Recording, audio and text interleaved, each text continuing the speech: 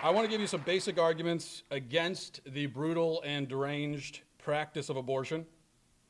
Abortion is not a religious issue because the arguments against abortion are entirely based in logic, reason, science, and our universal moral understanding. And by that I mean those fundamental moral truths that we all share.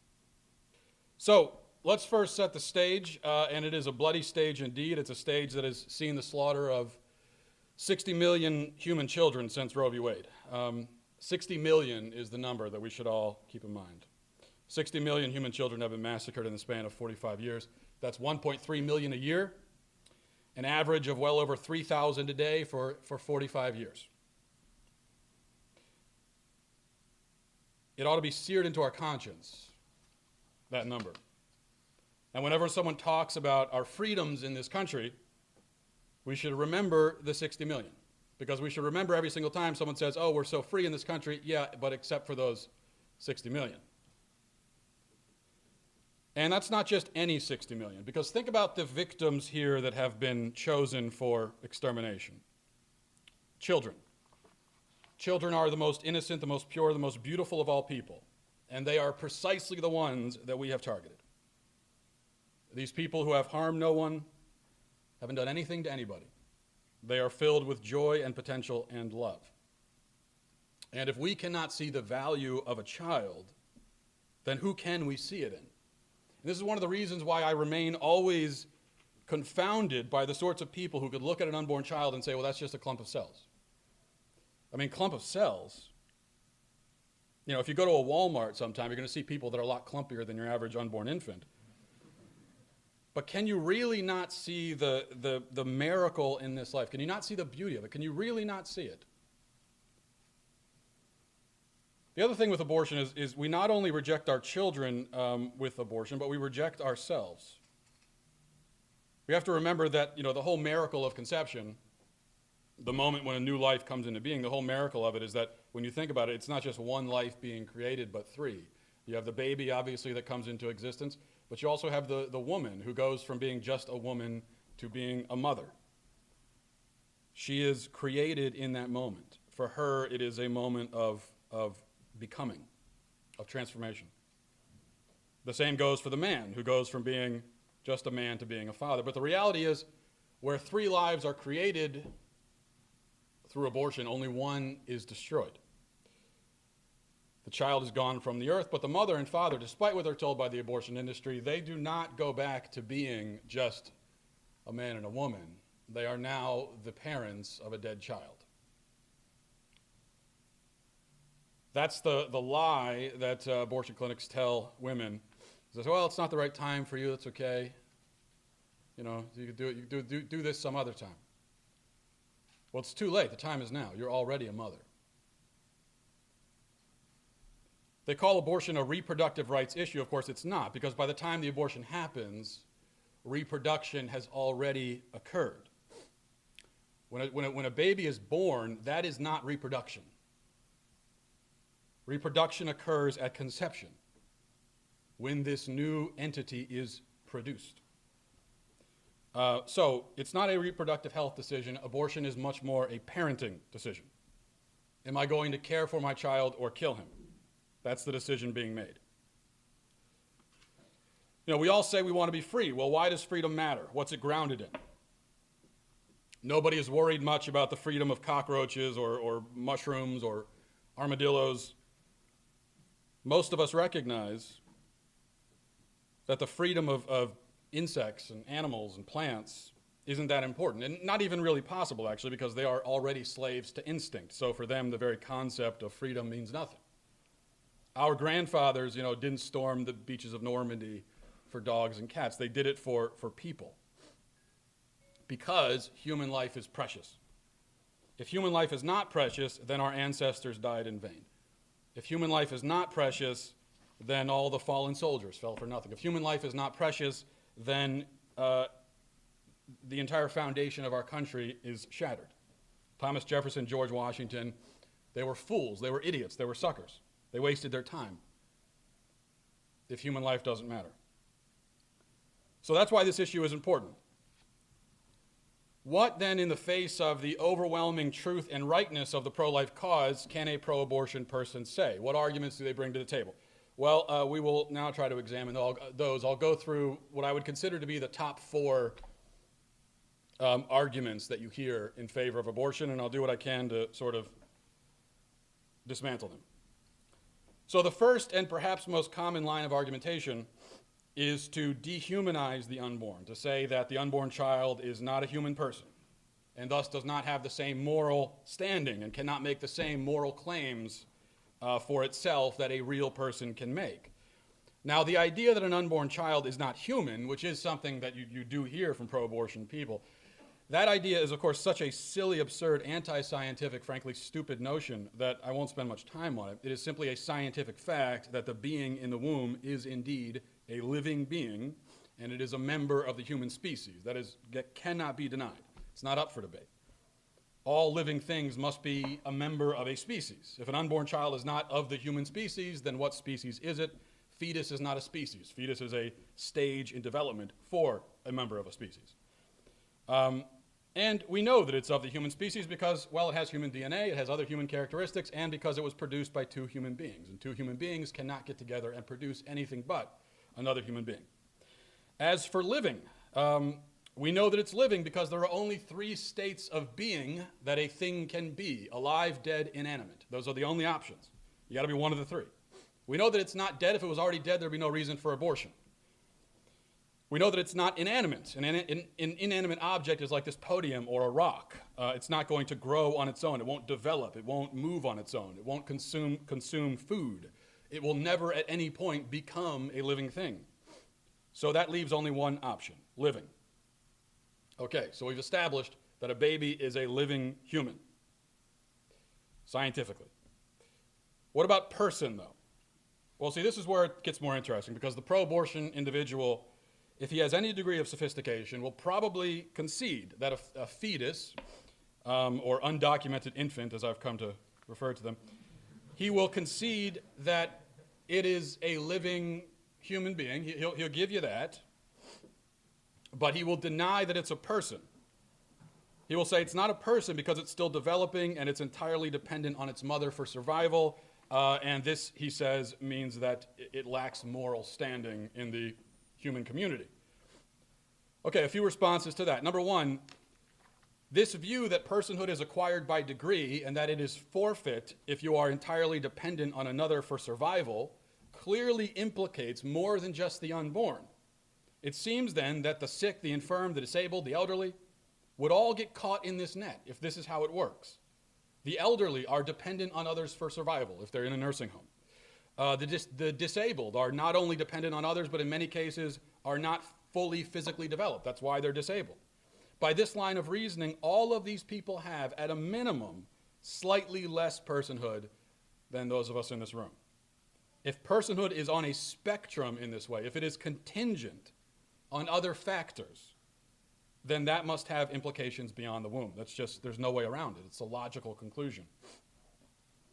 The only other option, aside from personhood being attained by degree, contingent upon other factors like self-sufficiency, is that personhood and its attending moral rights and dignities is inherent to all living human beings. Inherent means existing in something as a permanent, essential, and characteristic attribute. If something is inherent, that means that it belongs to the essential nature of a thing. The idea that our human dignity, our personhood, belongs to the essential nature of ourselves and cannot be lost or diminished is an idea that lies very much at the foundation of our country, at the foundations of any notion of human rights. You cannot have human rights unless you first affirm the essential, inherent, innate human dignity of a person. And that is an idea that everyone in America pretends to believe, at least when it comes to most issues. But, and this is just a logical conclusion, if an unborn baby does not have inherent value, then human value is not permanent, it is not essential, it is not innate. And thus, if he does not have inherent value, then neither do I and neither do you. You cannot gain inherent value at a certain point in time. You either have it from the first moment of your existence, or you don't. So, just to illustrate this, let's look at it this way. Consider yourself in your current form, okay? Now, rewind back to yesterday. Okay, now think back to 10 years ago. Now think back to 15 years ago. Now think back to when you were 6 months old. Keep following your own timeline all the way back to the moment that you emerge from your mother's birth canal, and then pause the tape right there. Okay, now rewind it just one more second. Is that still you? What happened in that second? You didn't become you. You were you before. You were you all along. There is, we might say, an unbroken chain of you-ness connecting the you of today to the you in the womb. Nothing happened in between to start that process. You were you from the moment you first existed, from the moment you were a being. And if you did not have value then, in that moment, then you cannot have it now, except subjectively.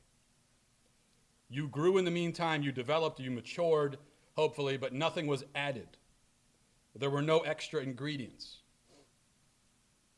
It was you all along. It's always been you. When you developed, it was you developing. Either you had inherent value all the while, or you never had it, and you don't have it now. This is why an unborn child is a human person. And that is why killing this human person, who is innocent and defenseless, is the definition of murder. Now, by the way, the personhood argument for abortion is actually even worse than you think. It's so bad that even if it were true, it would do almost nothing to prove the pro-abortion case. So think about it.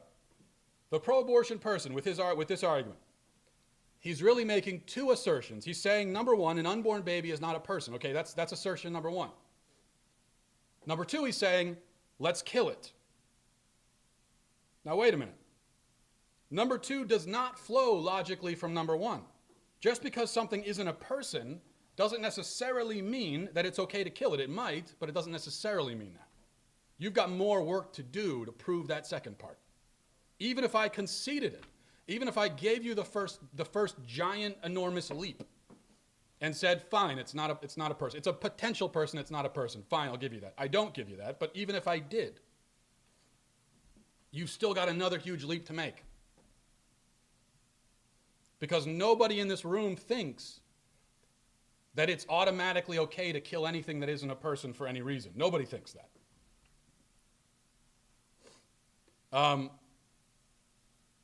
Because even if it is a potential person, it seems to me that you would treat this potential human like it's the most valuable thing on the planet. In fact, you would treat it in a way that is indistinguishable from how you would treat it if it was an actual person. It becomes a distinction without a difference.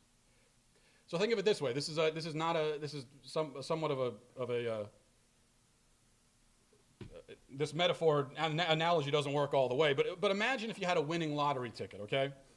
And what if you won $50 million in the lottery and you had your winning ticket in the hand and you were skipping down the street, waving it in the air? Not a good idea, but let's say you were doing that. Going to the lottery office to cash it in. It's not yet $50 million. It's just the potential of $50 million.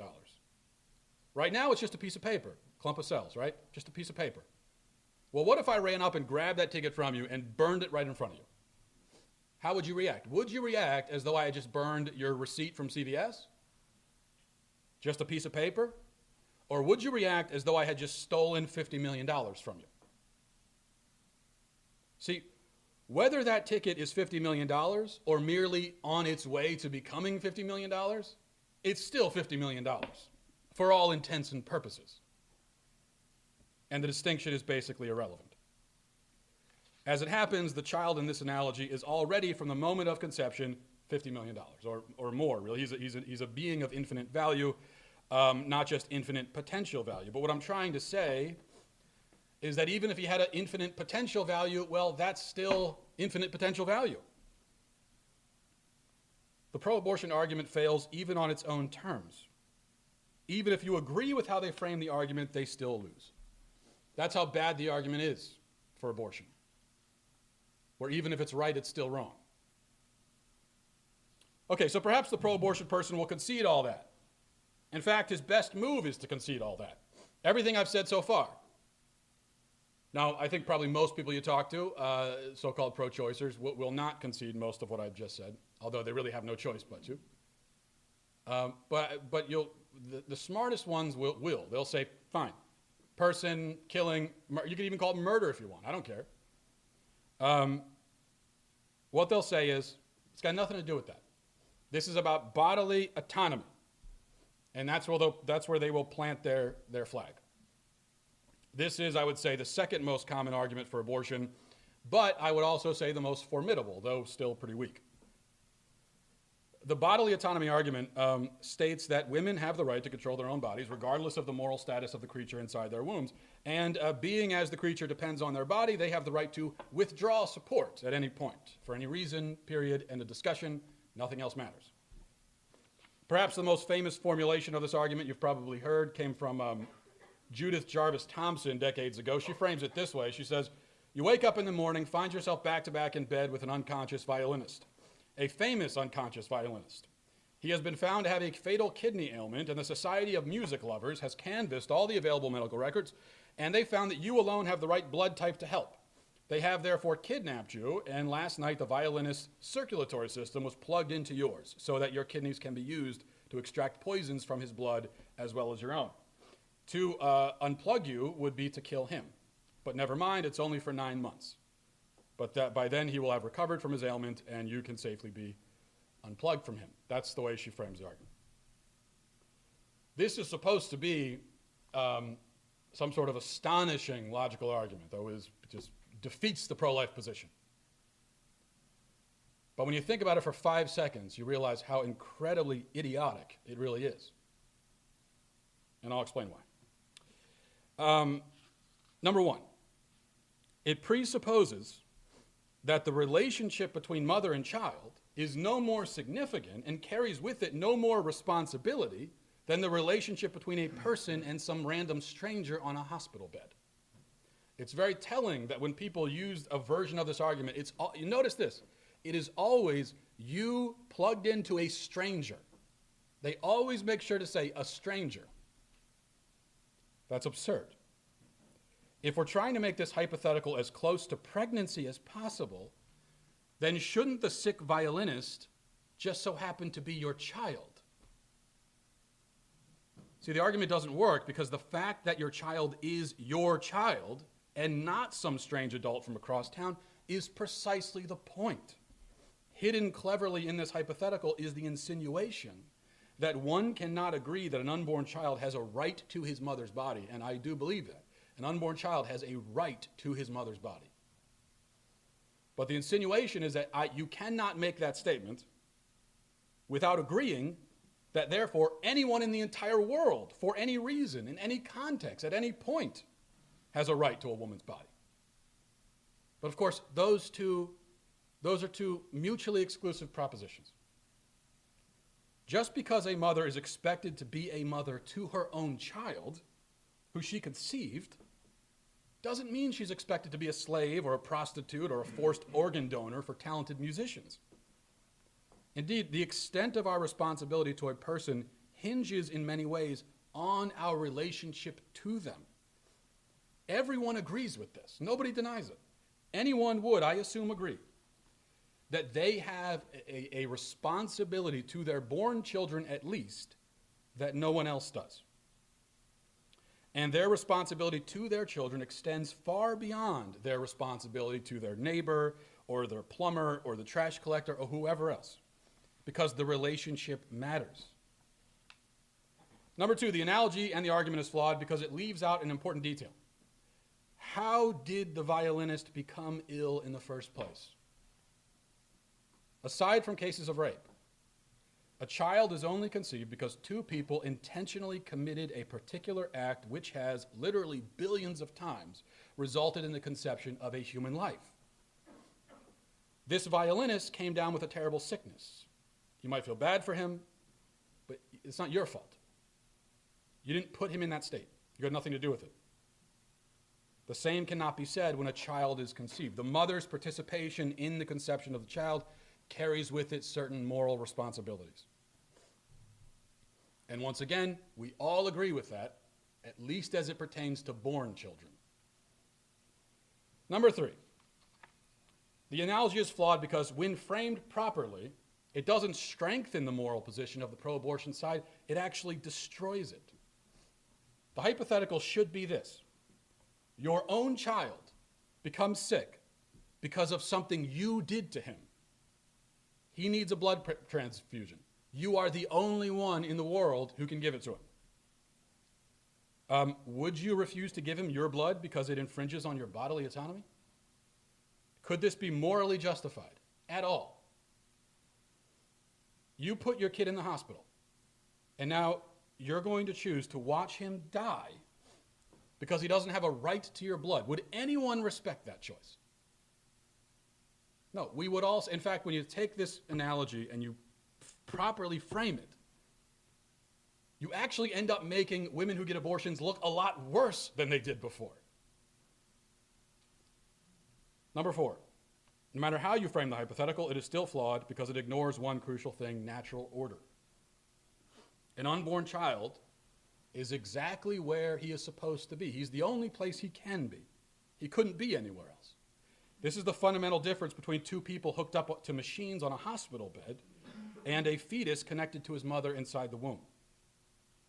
The former represents unnatural and extraordinary measures, while the latter represents something natural and ordinary. The unborn child is where nature, I would say God, but let's say nature intends it to be. The unborn child is not, in any scientific or medical sense, an intruder or a parasite. Those words have meanings, and unborn babies do not fit the bill. Beyond all these points, number 5, the analogy is flawed because abortion is not the same as unplugging a person from medical equipment. You know, this all depends on this idea that, well, with bodily autonomy, a woman is just withdrawing her support. But that is not what abortion is. See, that would be analogous to a woman delivering her child early and then giving it up for adoption. That's withdrawing support. No, you see, abortion is the direct, active, intentional killing of the baby. It is crushed, dismembered, poisoned, or torn apart. That's how abortions are done. It is killed. It is actively, actually, purposefully, intentionally, directly killed. So the real analogy is this: your child is sick because of something you did. He needs blood and you're the only match. Rather than give him the blood, you put a pillow over his face and suffocate him. That is the real analogy. That's abortion. One final point on this: bodily autonomy is a non sequitur. It doesn't exist. Nobody has absolute bodily autonomy, and nobody thinks that anybody has absolute bodily autonomy. Because any claim or responsibility or restriction that is put on me, including every law in existence, automatically includes a claim and responsibility on my body. Everything I do with my body. I am my body. There's no distinction between my body and my person. They are one and the same.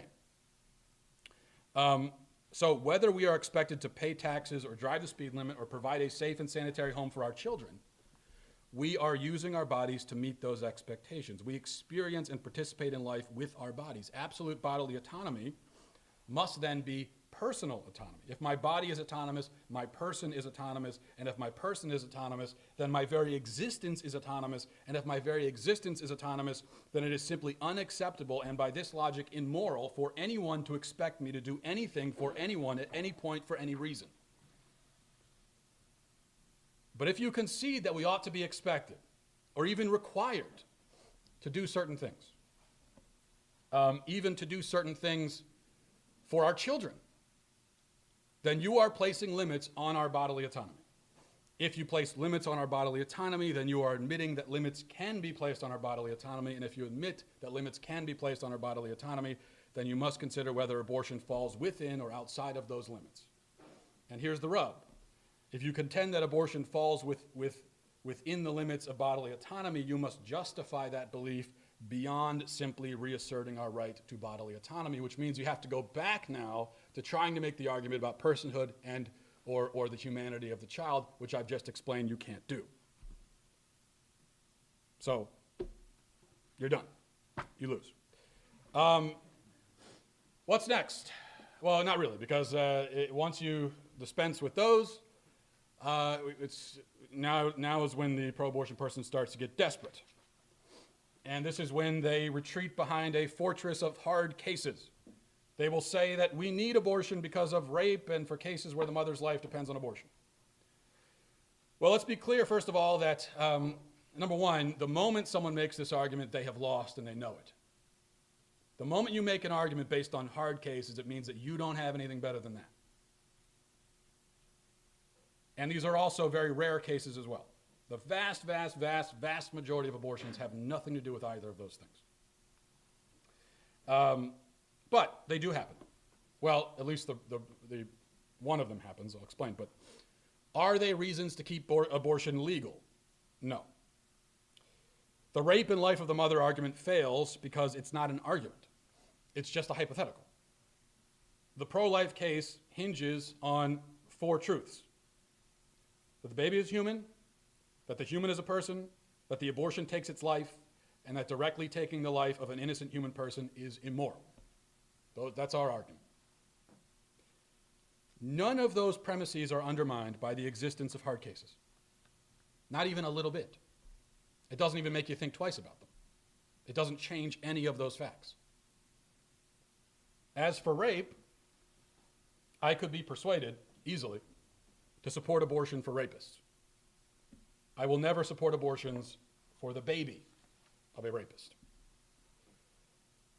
As to the life of the mother, this entire category is mythological. There is never a situation where a direct abortion is necessary to save a mother's life. Never necessary. It's a lie. The Association of Pro-Life Physicians has this to say about life of the mother cases. It says, when the life of the mother is truly threatened by her pregnancy, if both lives cannot simultaneously be saved, then saving the mother's life must be the primary aim. If through our careful treatment of the mother's illness, the preborn patient inadvertently dies or is injured, this is tragic.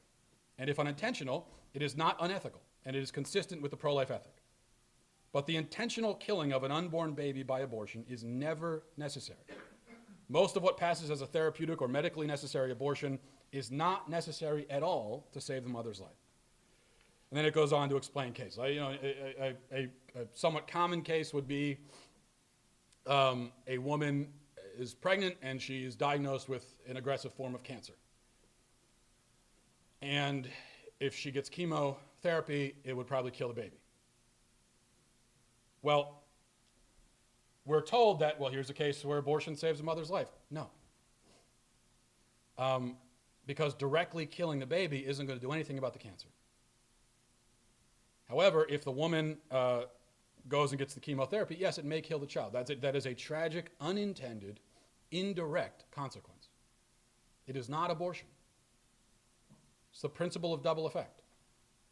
You do something that is good for a good end, and it has a secondary result that you did not intend, which is bad. That's okay. We make those kinds of decisions all the time. So this argument fails. That brings us to the 4th pro-abortion argument. It goes like this. Abortions will happen anyway. You won't stop it by making it illegal. We might as well have a safe, clean, sterilized place for it rather than forcing women to retreat into back alleys. Well, this point, I admit, I find very compelling. So compelling that I say, let's extend the logic much further. I mean, think about it. For thousands of years, humans have written silly laws against murder, rape, arson, burglary. But still, murder, rape, arson, all these things happen. People continue to do them. Why continue the charade? About 15,000 people are murdered every year, not counting the unborn. The FBI says there are around 80,000 forcible rapes reported every year. 10% of all homes or 10% of households fall victim to property theft every year. These things are happening, often in unsafe and unclean conditions. So I submit that we take the safe and clean rationale all the way to its logical conclusion. If we are able to think outside the narrow, stifling box of morality and basic human decency, which clearly we are in this society, we'll see that there ought to be clinics established to house and expedite all forms of brutality and bloodshed. Why not? I am not convinced that laws against rape and murder have ever stopped a single rape or murder from happening. In fact, I'm pretty sure that is not the case. If someone gets it into their head to commit an act like that, they're going to do it. And if you ever find yourself in a position where the only thing stopping you from killing someone is that it's illegal, that's not a good state to be in. So, same logic applies. Laws don't stop, it happens anyway. What's the point? Consider for a moment the conundrum I would be in if I decided to abort, say, all of you, for example.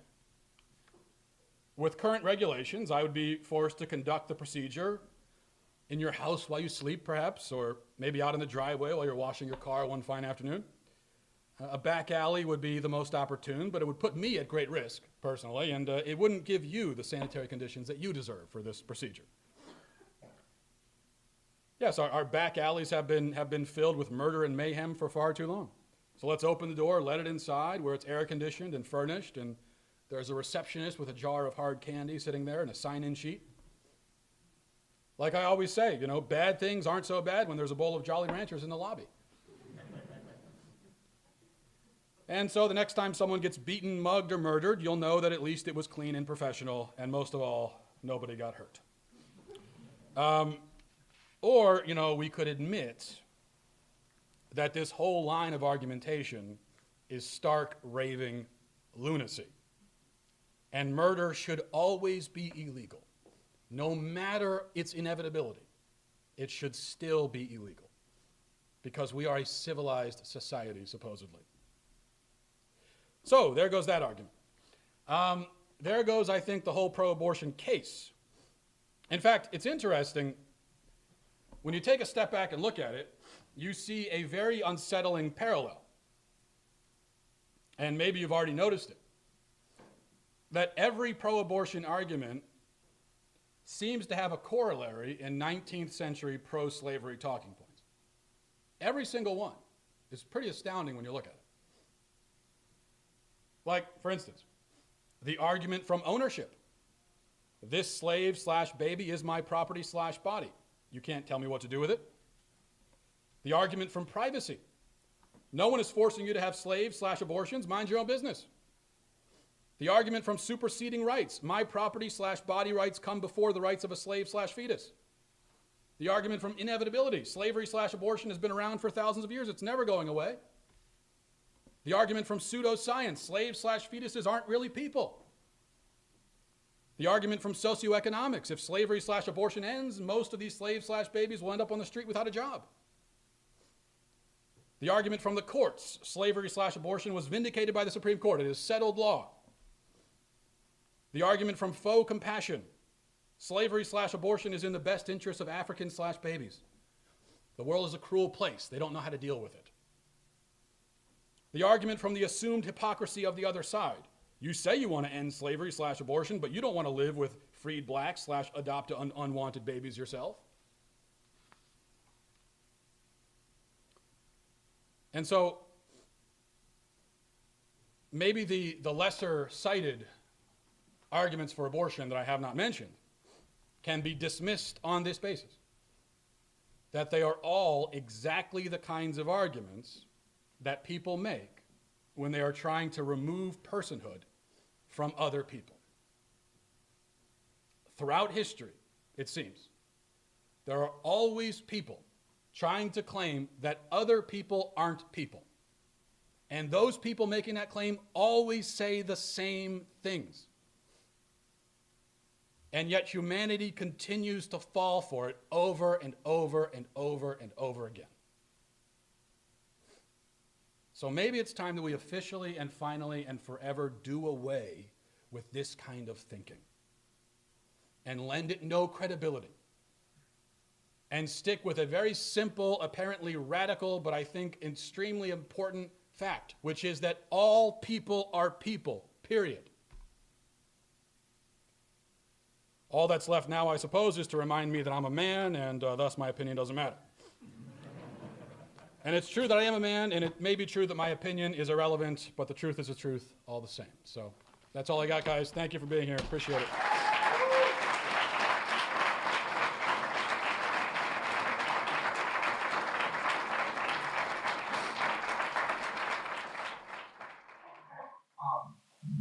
I apologize if this gets a little long-winded, but let me preface this by saying I agree with your moral and scientific reasons as to why abortion is wrong. But studies have shown, and your colleague Ben Shapiro has said many times, that there are 3 ways to not be poor in America, and that's to graduate from high school, get a job, and not have children or marriage. So from a strictly socioeconomic standpoint, how would having an explosion in the number of disproportionately young, poor, and unwed parents affect our country economically and socially, especially considering poverty will be perpetuated for many mothers who will need to stop their education in order to raise this child and have that burden? And would you also suggest we continue growing our expanding and grotesquely burdensome government to supply welfare for these people, and also track the doctors who perform these abortions and women if they do it privately? Okay, so as far as expanding welfare, no, I'm not in favor of that. Whether or not it would hurt the economy, if we got rid of abortion, maybe it would initially. My answer to that is I don't care. That's not a good enough reason to kill people. It's just as simple as that. I mean, if we're making materialistic arguments like that, well then, I mean, it would probably help the economy to just start annihilating poor people in general. I mean, just go into this city and start, I mean, that's what some countries have done this, and on essentially this basis. And so I just reject that line of thinking entirely. It doesn't. I mean, you could show me in a crystal ball that if we get rid of abortion, the whole entire country is going to be dragged into poverty and destitution, and I would say, okay, let's do it, because I would rather be a poor, destitute country that doesn't kill babies than a rich one that does. Thank you.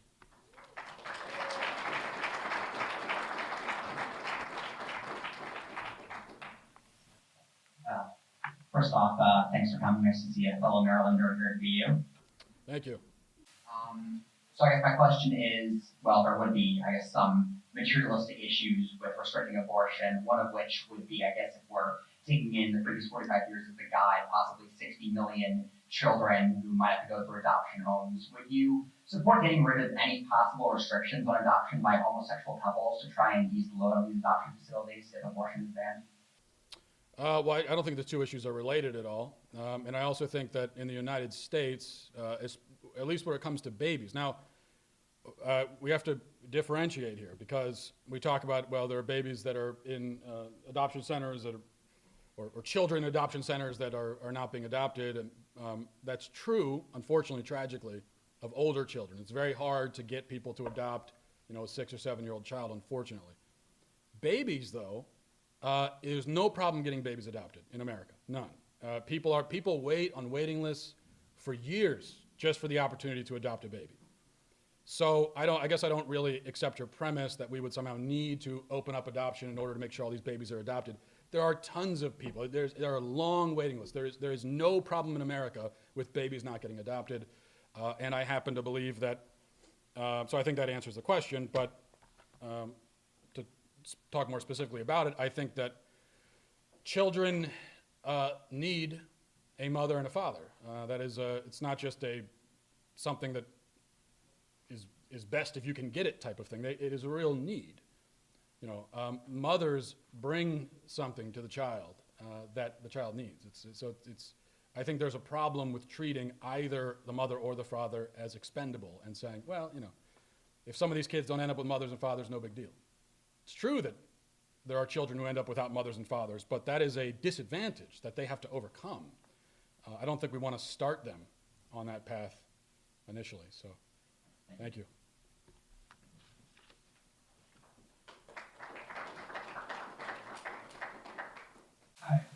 You were a Never Trump Republican in 2016, and I'm wondering if the Trump administration's rhetoric on abortion has changed your view on that, and if you intend to vote for Trump in 2020. Yeah, well, I think the whole idea of being never Trump when Trump is president just makes no sense to me. I don't even know what that means. Never Trump. He's president, so I mean, you could say never all you want. He's there. So no, I certainly don't identify as never Trump now. In terms of his rhetoric on abortion has been pretty good. And he's spoken at the March for Life, and Pence has spoken. He's done a couple of good things, but not nearly enough. And the fact is, I am not going to let him off the hook, or any of the Republicans off the hook, for the fact that they had the Congress and the White House for 2 years, and they didn't defund Planned Parenthood. I consider that should be priority number one. We're giving $500 million a year to an organization that kills 330,000 children a year. Now that is completely untenable, morally, financially, in every respect. And the Trump administration could have stopped that. But he chose not to, because I don't think he really cares about the issue that much. Does that answer your question? Sort of. What's the other part I didn't answer? Sorry. Intend to vote for him in 2020? Yeah, I'll probably vote for him because he's there, and I'll vote for him because he's there. I mean, what are you gonna do? If a rock was there, I'd vote for it, I guess. For me, the never Trump thing was mostly about the primaries, when we had 19 other options, literally, and I was saying any of those guys would be better. Or if you just pull someone off the street and get with them instead. That was my point with that. But there's not going to probably be a primary for Trump. He's the guy. So it's just going to be Trump or, whatever wacko they put up there. So I'll probably vote for Trump. Yeah. Thank you.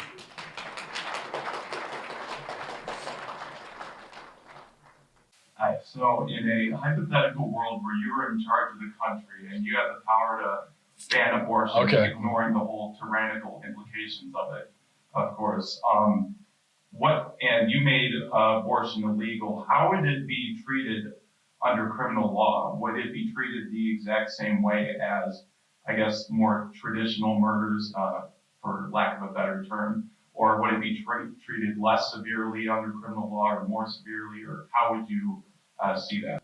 Yeah, that's an interesting question. I know that pro-lifers tend to trip themselves up with this question a lot, and so I'll try not to do that. I would treat it, when you talk about how we treat murder now, it's not like it's a one-size-fits-all proposition. You could kill someone and go to jail for 5 years, or for the rest of your life, or get the death penalty. I mean, it really depends on all the factors. So I would weigh it the same way we do murder now, the same way we weigh it now. And so that means for me personally, I would certainly, if abortion was illegal, every single abortion doctor who would continue in this practice would be going to jail forever, at a minimum. No question about it. Their moral culpability is immense because they know what they're doing. They're exploiting these women. They're doing it for money. They are hired hitmen, and they're scumbags, and they're evil, psychotic lunatics. I could keep going on. But yeah, that's all right.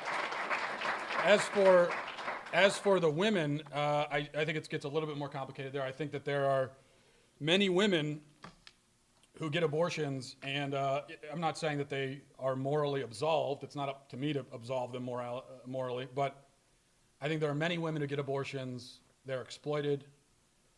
A lot of times they're very young, they're poor, they're scared, they think it's the only option. Many times they really honestly don't understand what's happening.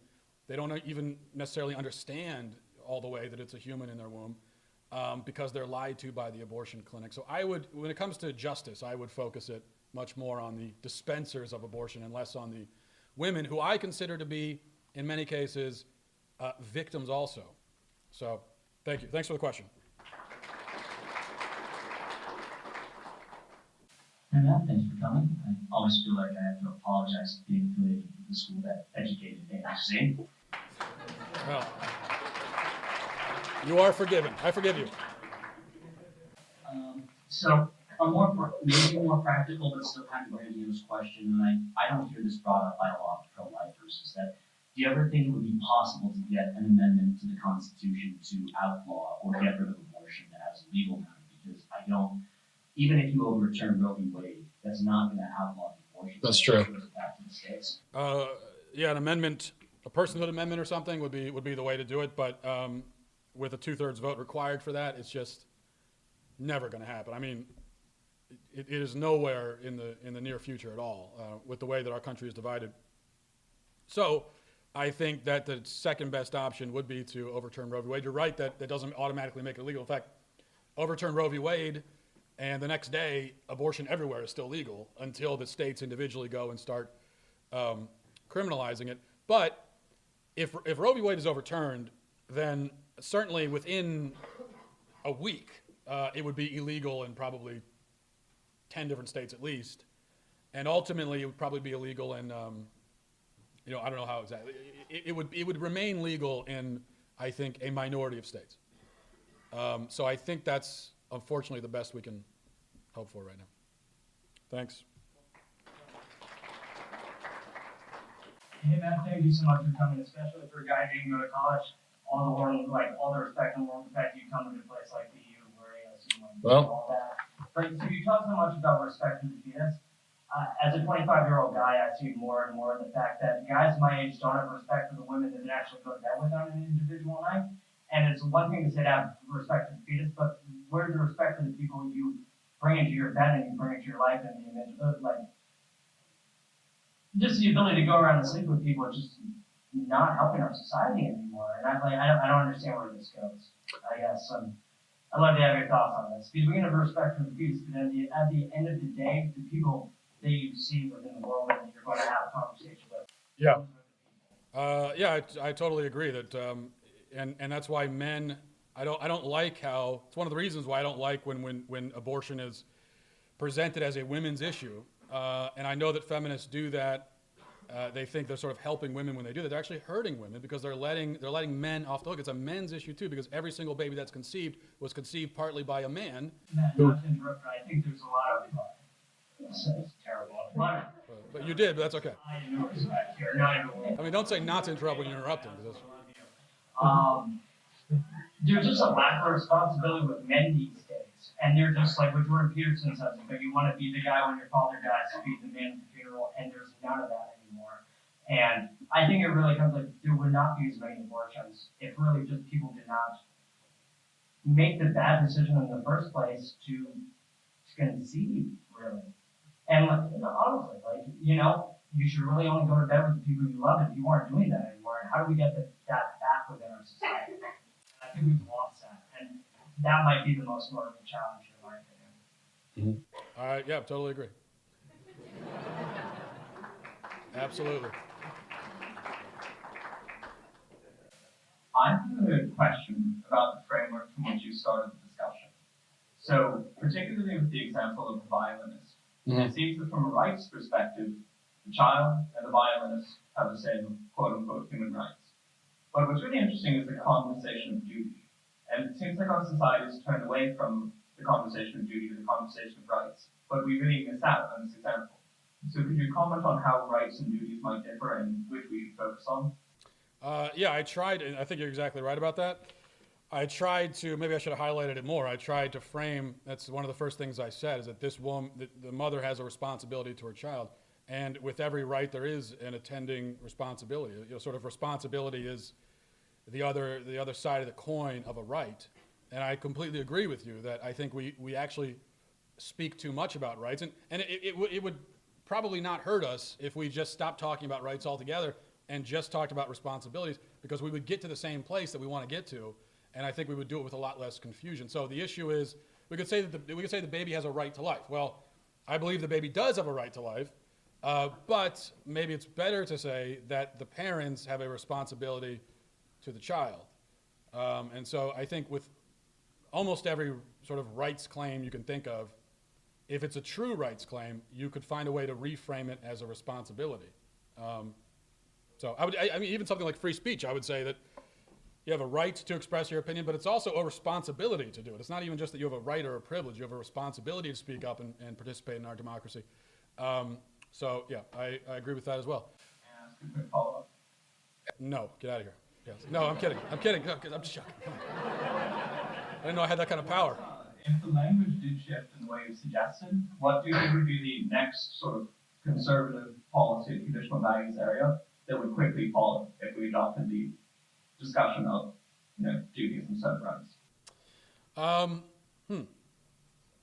The next, typically conservative area that we, it's a good question. I don't know if I have a good answer for you right off the bat, but I think, well, I'll go back to, to what I said. I think that, the right focuses a lot on free speech, which is really important, but it's become a very confused concept where, I don't think anyone really has a good definition for speech, at least not colloquially. We don't have a universal understanding of what that even is. And so I think if there are ways, as I said, to reframe that as an issue of responsibility, where you are responsible to speak up, participate, hold your elected officials accountable, those sorts of things. I think maybe that's one area where responsibility could be introduced. So thank you.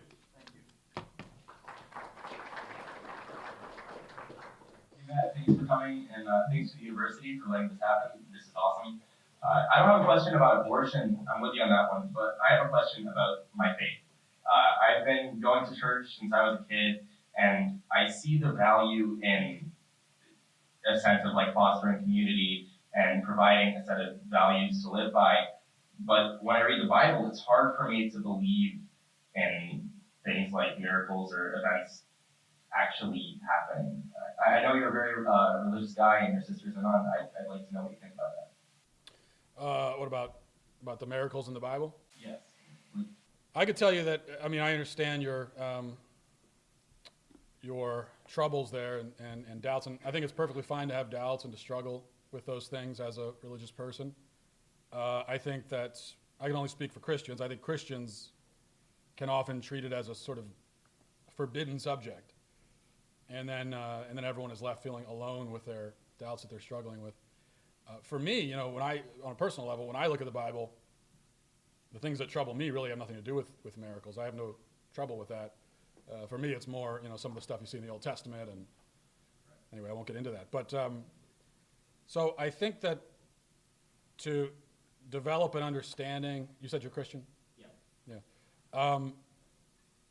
To develop an understanding of the historical case for instance, the resurrection, the empty tomb, for the historical attestation of Jesus, for the growth, the meteoric, unexplainable, I think in earthly terms, growth of the early church. I would start looking at all of those sorts of things, because if you're struggling with things in the Bible, I think you won't necessarily find the answer by just continuing to read the Bible. Sometimes you got to take a step back and look at the things surrounding it to come up with a more cohesive sort of understanding of what you're reading. So hopefully that answered your question. I think I just rambled, but yeah, thank you. Appreciate it.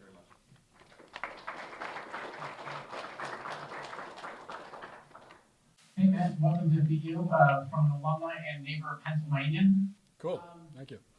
About a year ago at my church, in the neighborhood group, there was the concept of abortion was brought up. Many of the women in the church are nurses at the Mass General, and they talked about how they have to, they cannot deny the option of abortion to their patients as part of a Hippocratic oath. How would you respond to something like that if you were ever brought up that subject? They cannot deny? Yes. Because of the Hippocratic Oath? Yes. That's, of course, you see the morbid irony that because of the oath to do no harm, they have to kill babies. Makes no sense. I think, yeah, I don't envy medical practitioners in that position. But I mean, sometimes I think we're called to make hard choices, and I would say if you're at a hospital that requires that, get a new job, find a new hospital, move. I mean, there's just never a scenario where it's okay to kill a person. And obviously the excuse of I was doing my duty, I was doing my job, I mean, that has been used to justify so much atrocity through history. And I just think it's not a good justification. So, thank you.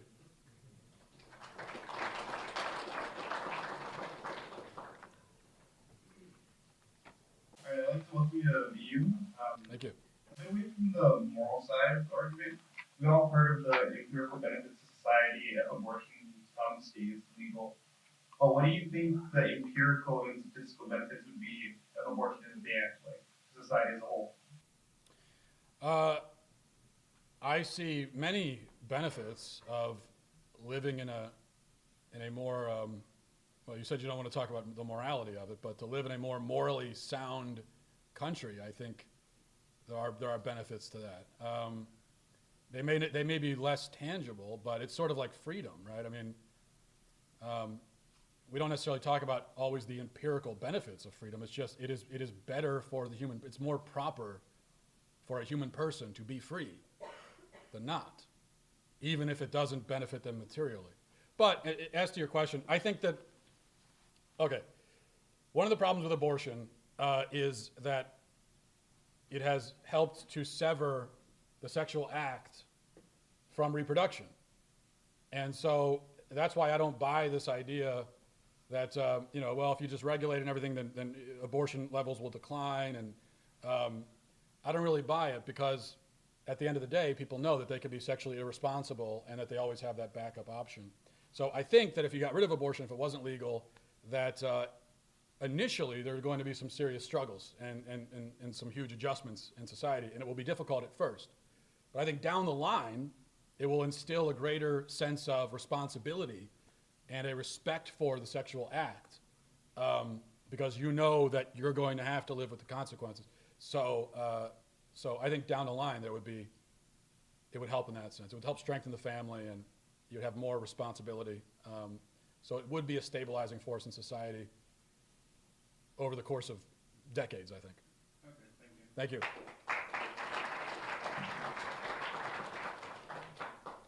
Hi, Matt. Thanks for coming. I have a question, which maybe you've talked about before. I apologize, but you're here now, so I'll ask it. So you said 1.3 million abortions are conducted in this country per year. A specific group of people.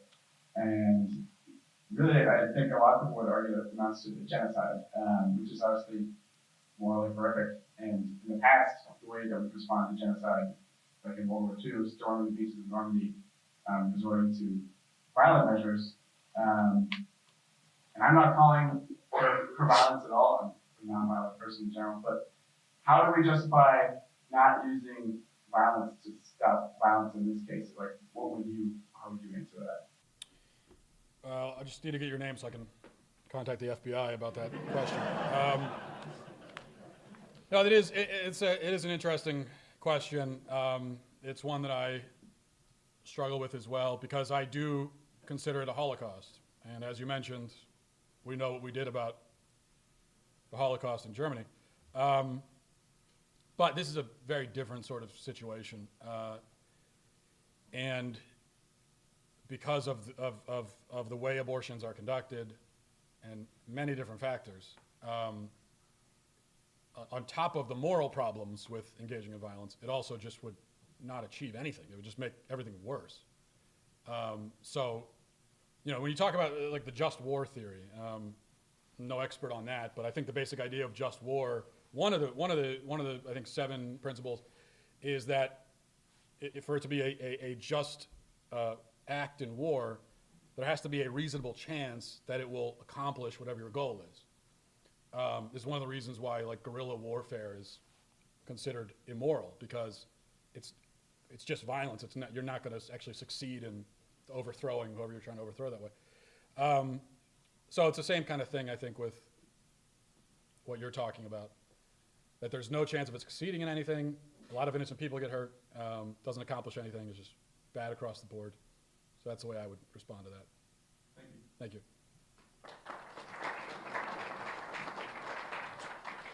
Hi. I don't really have a question. I just wanted to say 2 things while I was here.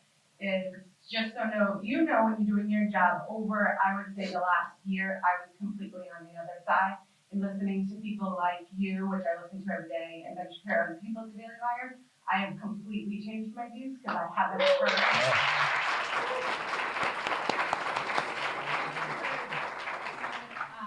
I'm older than most of these kids, so I went through college as a sociology major. So I heard all of the arguments you give on the other side and never heard someone come back with the things that you guys say, which actually makes logical and scientific sense to me. The second thing I just want to point out is I do listen to you guys all the time on YouTube, and I listen to you guys every day. And I hear a lot that argument about if there was 60 million more people on the earth and what it would do. And it just always bugs me because the one thing you guys never say, and I was a social worker and I worked specifically with pregnant and parenting teens, there wouldn't have been 60 million kids. There's no way in my experience working with these teenagers, if abortion was illegal and looked at as bad, there wouldn't have been 60 million pregnancies. And I just wanted to say that because you guys never say that, I'm always waiting for someone to add that argument when they come up with it, so I just wanted to add that. Thank you. Thank you, first of all, for sharing that. And that's very encouraging because people always say that, I hear all the time, well, you're never going to change anyone's mind with an argument. And I think that, it's proof that if someone is open-minded like you are and has intellectual integrity, you can change their mind. And I think your point is a very good one that, as I think I mentioned before, that it would, if abortion is illegal, the idea that the rate of abortion would continue as it is now, unimpeded, is of course absurd. It still would happen, but it wouldn't happen at the same rate. And also the other thing, though, about that is that's just a very dim view to take of humanity, where you're saying, well, we can't deal with 60 million extra people, like they're just objects that are clogging, that they're in your way or something. Because in those 60 million extra, who knows? There could have been a cure for cancer in there somewhere. It could have been, we're talking about, could have been poets and artists and, all kinds of wonderful people could have been in that group that the world now is missing. So thank you for that. Thank you.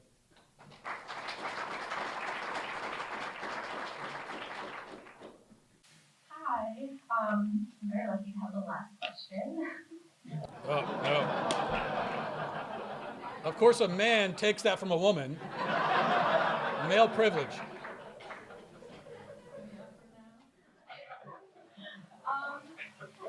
So I just want to go back to your analogy that you made between the pro-choice arguments. You said this is basically like slavery, you're making a woman go through childbirth, or not go through childbirth, and you're murdering this child, and that they don't have the choice to whether they get to live and whatnot. Wouldn't making the woman go through childbirth seem like that's enslaving her, rather than have her give birth? Well, that she's not ready to have? is it enslaving a woman when you tell her that she's not allowed to throw her 1-year-old child in the dumpster? She throws her 1-year-old child in the dumpster. People do. People kill Andrea Yates killed 5 of her children, drowned them in the bathtub. Now, she is in prison for that because we say that you're not allowed to kill your children. You have to take care of them. And if you don't want to take care of them, you have to find someone that will. So when we say to parents of born children that you can't kill those children, you have to take care of them, they're your children, are we enslaving them? Don't we reform the child care system then so these children have better lives? Well, I totally agree with that. Yes, I'm on board with that. I'm just trying to address the idea of, well, we're forcing the woman to remain pregnant. Yes, we are, I suppose, in the sense that we force all parents to remain parents, and as opposed to killing their children, unless, as I said, they don't want to be parents anymore. But then we say, okay, but there's a process you have to go through. You can't just leave them in the house one day and head out of town. You need to take care. You need to make sure they're taken care of. And why do we say that to them? Because we say, that's your child. You are responsible for that child. That's the message we send to society. What I don't understand is, if we all have no problem sending that message to parents of born children, then what's the problem with saying it to parents of unborn children? It's the same child, so it's the same message. How do we know that the life is begun? The science proves that the life is begun in these early stages. I understand weeks in, when there's a heartbeat and everything, but I'm just saying in these early stages. I think the science does prove it. As I said, you have there a separate, distinct entity with its own DNA, so we know that. It has to either be living, dead, or inanimate. It's not inanimate. This podium is inanimate. It's never going to turn in. It's not going to one day be an elephant or anything. It's always just going to be a podium, unless someone chops it up and builds it into something else. So that means that, just logically speaking, it has to be life, right? Because what else could it be? How would it be life if it's not living? Well, but it is live, is what I'm saying. It is a living thing. Considered to be living when it's literally killed. Yes. That'd be just like a sack of cells. Yes, it is. If it's not living, what is it? It hasn't begun yet. Literally just. Well, but no, so let's take this, the sack of cells you're talking about. It's there. It's a thing. I mean, it's a thing, right? But okay, so what is that thing? It's an embryo. It's a fetus. What is an embryo? Not a living thing. But I mean, so if it's not living, then what is it? What other option is there? Well, that's what I'm saying. I think that there is no other. It has to be something, and there is no other option. Living, inanimate, and dead are the only options for all things in existence. Have to be one of those three. And so when we apply that to the embryo, I think it falls firmly into the living category because it certainly doesn't belong in the other two. But thank you, and thanks for. I was waiting for someone to argue with me, so I appreciate that. Seriously, thanks. Thank you. Hi, so I just wanted to hear your points, like your arguments against Planned Parenthood, and if you think that they're fine if they wouldn't have to fund abortions, or if they were privately funded instead of government money being used for them. Well, I certainly think that at the very minimum right now, they should be privately funded. There is no good argument for giving these people $500 million a year. There are pregnancy centers all across the country who provide help to pregnant women in the same way that Planned Parenthood does, I think better than they do, and we don't fund them, certainly not to the tune of $500 million a year. So I think it obviously should not be publicly funded.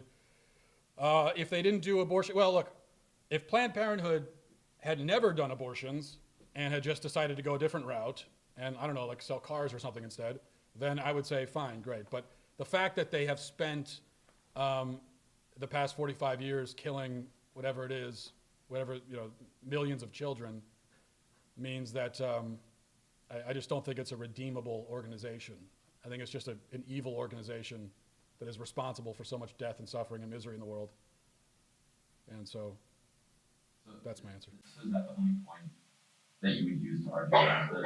Like if I were to be having a debate with someone? Well, what? So if someone's saying, yeah, but think about all the other good stuff they do, like that kind of argument? That's always the point that I get left off. Okay, right. So one thing you'll hear is that Planned Parenthood abortion is only 3% of what they do. That is total bullshit. I mean, you guys can handle it. It's total nonsense. It's an absolute lie. Abortion accounts for, if you don't count their governmental revenue, abortion accounts for, it is by far their biggest source of income, way more than 3%. The way that they get to the 3% figure is that they unbundle their services. So the way that they do it is, like if you go into a Planned Parenthood clinic and you get an abortion, and then on the way out you grab a free condom from the receptionist, they're going to count that as 2 services rendered. And so they're going to say, and they're going to weigh them exactly the same.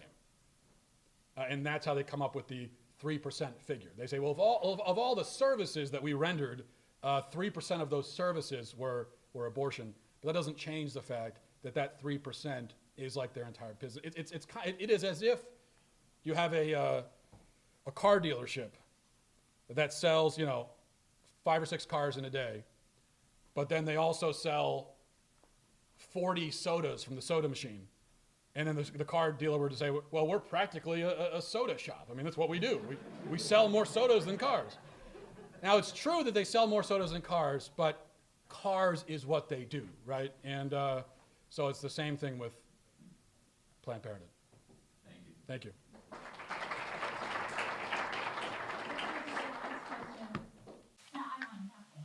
So I kind of wanted to talk a little bit.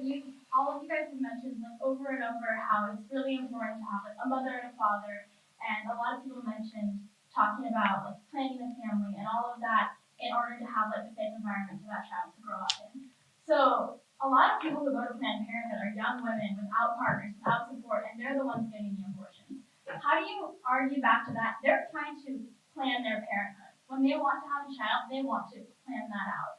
And so I would like to hear the argument on what people who are going in, their young children, they don't have the support of a father, they don't have the support of money. How do you argue back that they should have the child anyway?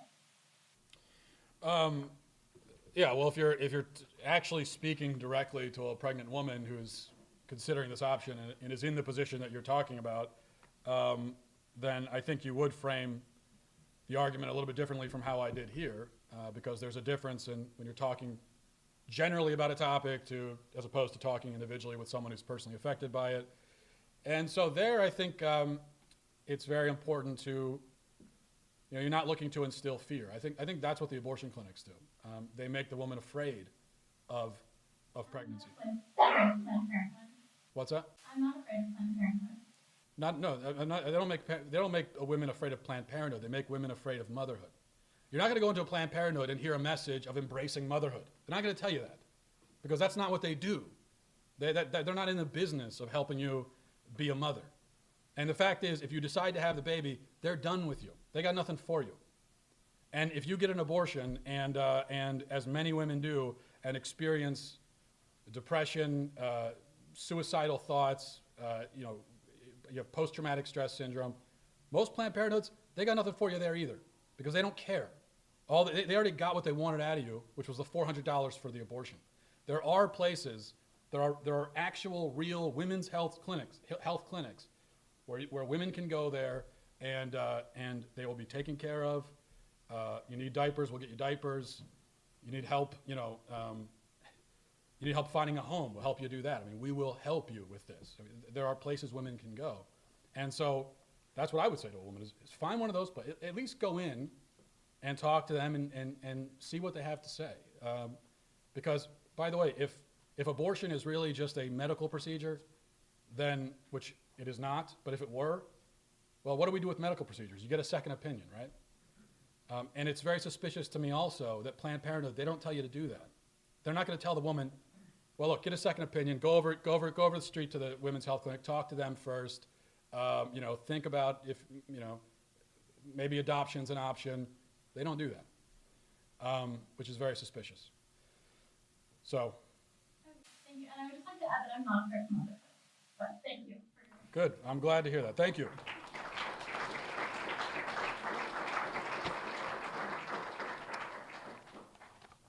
Okay, that's it. Thank you, guys. All right, I will walk awkwardly out the stage.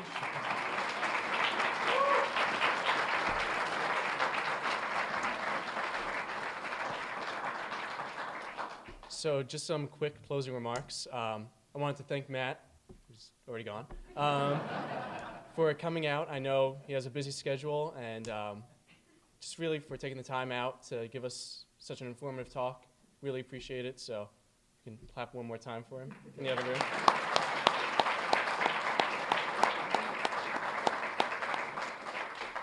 Some other people I would like to thank are our parent organization for helping us put this together. We really could not have done it without them. That's not understating that, so thank you to them. I also wanted to thank my amazing board for helping me put this together. It was really could not have done it without you guys. Also wanted to thank BUPD for providing us security during this event. We really appreciate their time and their work. Also BU Student Activities for helping us put this together. And really just anyone else that forgot to mention who's helped us along the way. Really could not have done it. And our members, of course, we want to thank for always being active, for always being involved, and for your continued support. So thank you guys. Get home safely and have a good night.